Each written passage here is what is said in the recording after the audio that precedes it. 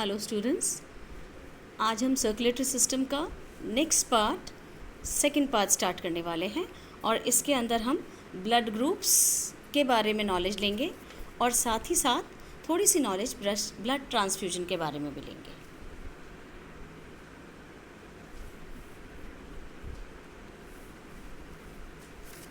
Blood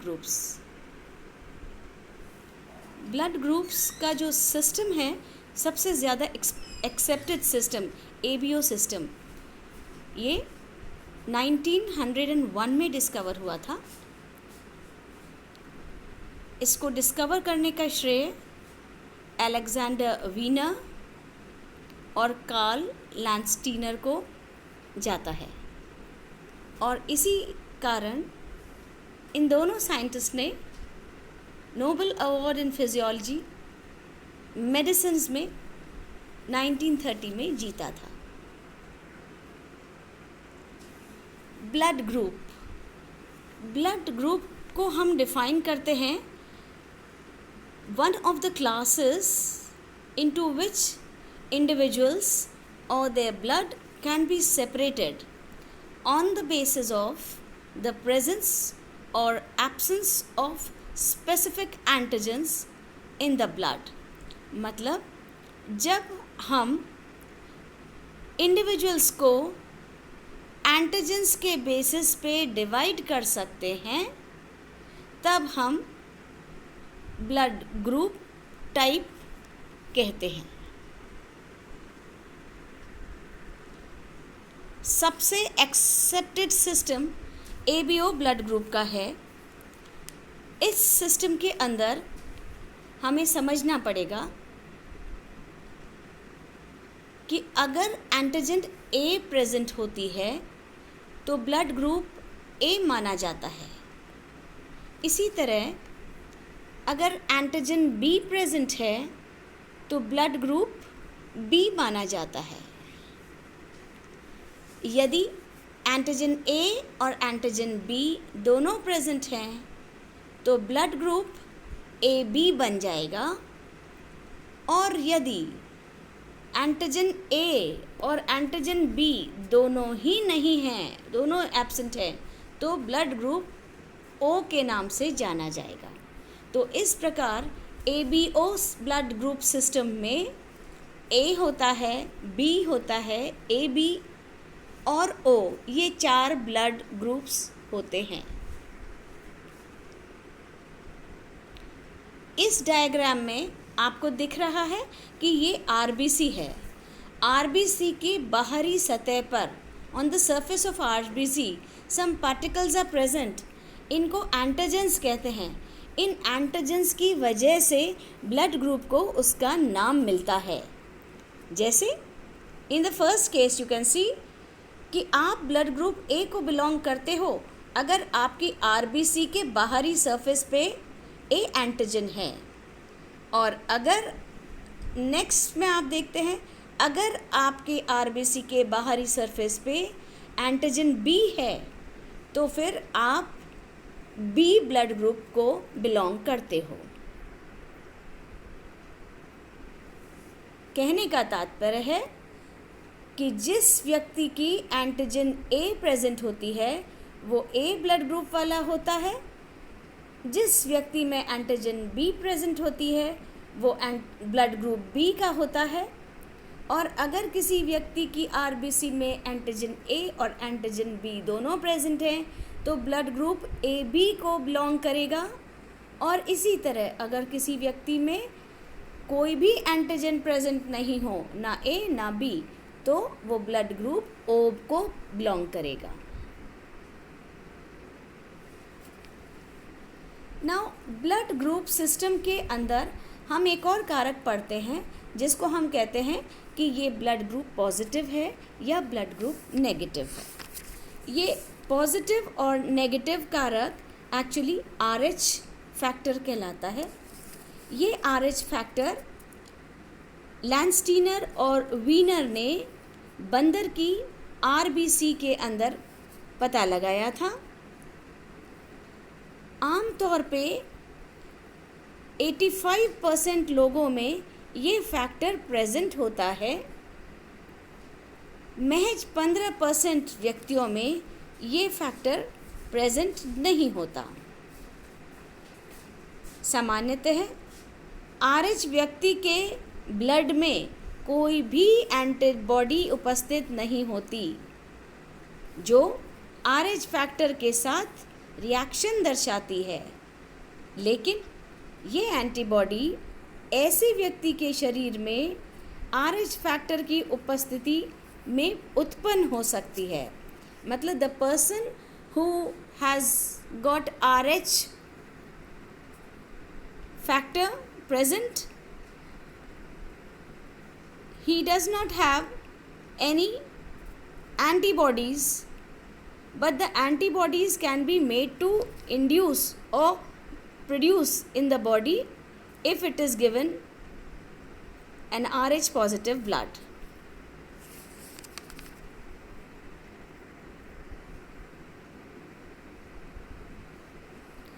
blood group का classification, ये जो ए है, बी है, ए बी और ओ ग्रुप है, इनका क्लासिफिकेशन एक्चुअली अग्लूटिनेशन रिएक्शन के फलस्वरूप किया गया है। ये एंटीजन एंटीबॉडी के रिएक्शन होते हैं कि किस प्रकार एंटीजन एंटीबॉडी के साथ रिएक्ट करती है और थक्का जमता है। इस थक्के जमने की प्रोसेस को अग्लूटिनेशन प्रोसेस कहा जाता है। अग्लूटिनेशन का मतलब होता है जब RBC इकट्ठे होकर के जमा हो जाती हैं। अग्लूटिनेशन तब होता है जब एक एंटीजन अपनी तरह की एंटीबॉडी के साथ मिल जाती है। जैसे अगर एंटीजन A एंटीबॉडी A के साथ मिल जाएगी तो अग्लूटिनेशन रिएक्शन हो जाएगा, जबकि अगर एंटीजन A एंटीबॉडी B के साथ मिलती है तब ये रिएक्शन नहीं होता। एंटीजन और एंटीबॉडी के इस प्रकार परस्पर रिएक्शन के फलस्वरूप जो क्लॉट बनता है, इस क्लॉट के बनने के प्रिंसिपल पे ब्लड ग्रुपिंग आधारित है।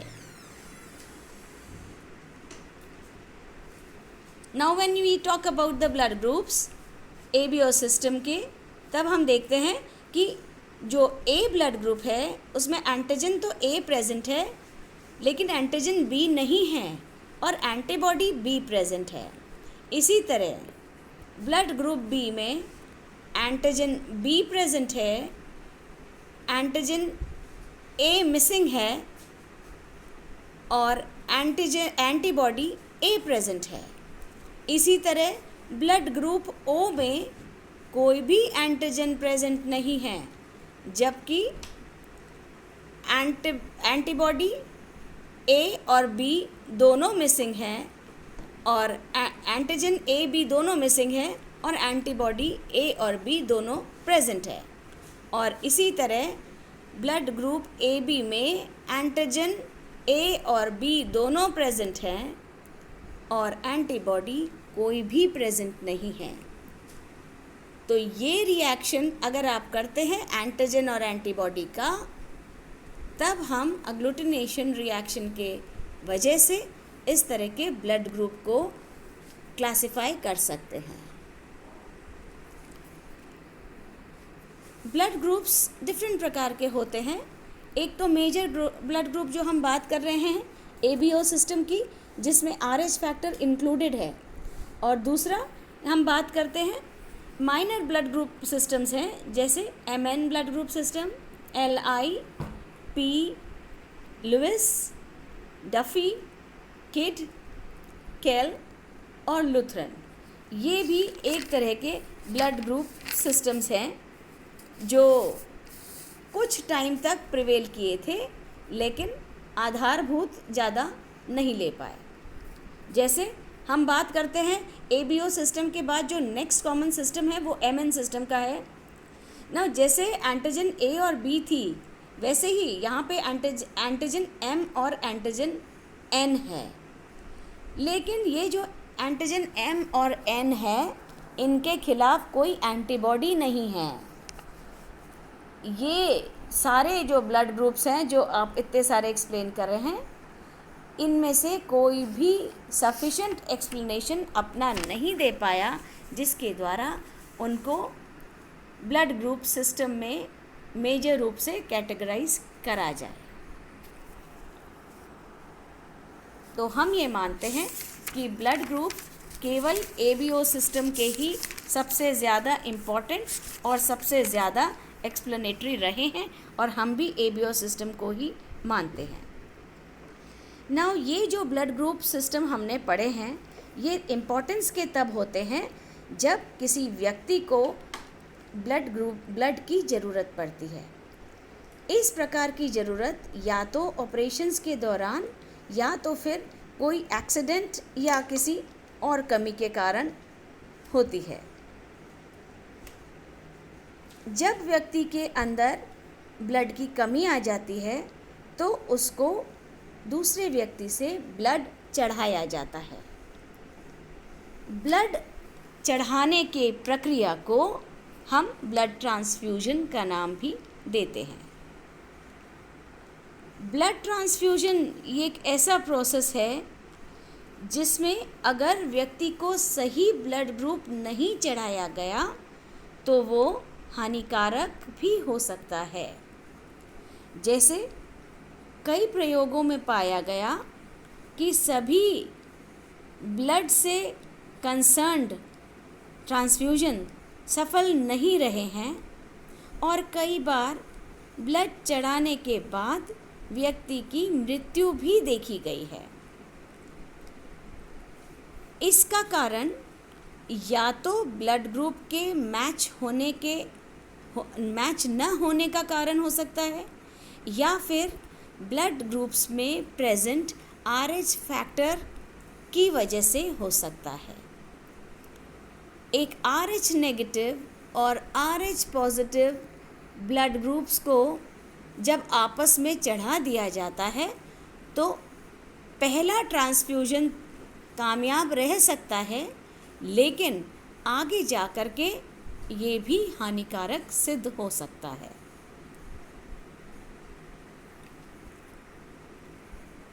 RH एंटीबॉडीज़ का सबसे ज़्यादा इम्पोर्टेंस हम इन चीज़ों में देख सकते हैं कि एक तो ये कोई नेचुरल एंटीबॉडीज़ नहीं है, दूसरा ये तभी प्रोड्यूस होती हैं जब RH पॉजिटिव का ब्लड RH नेगेटिव को चढ़ाया जाता है।